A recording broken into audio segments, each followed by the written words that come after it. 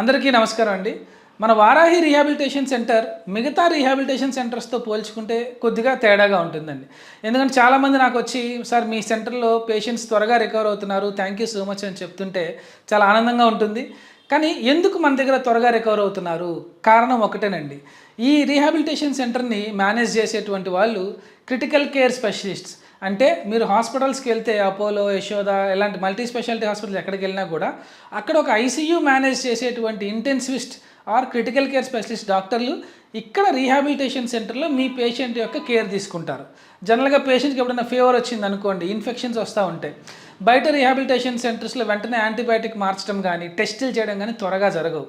So critical కేర్లో మేము పనిచేసిన అనుభవం చేత అనుకోండి, మాకున్నటువంటి డిగ్రీలు కానీ మాకున్న నాలెడ్జ్ చేత అనుకోండి, వెంటనే మనం పేషెంట్కి బ్లడ్ టెస్టులు చేసి ఇన్ఫెక్షన్ ఎక్కడుందో కనుక్కొని యాంటీబయాటిక్స్ త్వరగా మనం పెంచడం వలన మన రీహాబిలిటేషన్ సెంటర్లో ఫాస్ట్గా పేషెంట్స్ రికవర్ అవ్వడం జరుగుతుంది.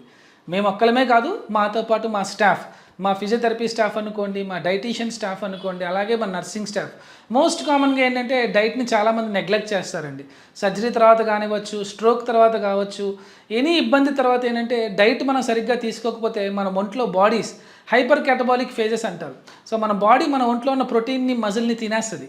అలాంటి సిచ్యువేషన్స్లో రికవరీ చాలా లేట్ అవుతుంది. కొన్నిసార్లు సర్జరీ తర్వాత అయితే ఇన్ఫెక్షన్స్, ఆ వూండ్స్ కూడా పెద్దగా హీల్ అవ్వవు. సో అది కూడా మనం దగ్గరుండి ప్రతిరోజు శరీరానికి ఎంత ప్రోటీన్ కావాలి, ఎంత ఎనర్జీ కావాలి మనం క్యాలిక్యులేట్ చేసి ఇవ్వడం ద్వారా, ఇలా ఇంతమంది కష్టపడడం ద్వారా మన రీహాబిలిటేషన్ సెంటర్లో రికవరీ బాగా జరుగుతుంది.